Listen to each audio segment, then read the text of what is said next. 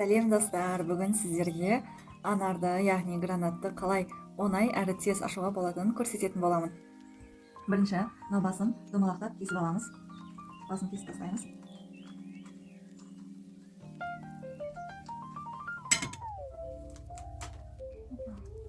Осыдан кейін көріп тұрсыздар ғой, мындай жиектерін, осы жиектерінен кесетін боламыз.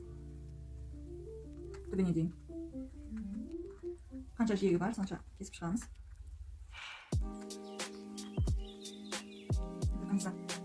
Да.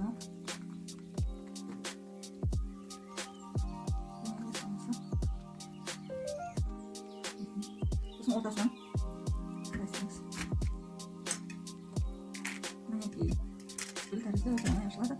Әрқайсысын бір-бірін деп алып жей бересіздер.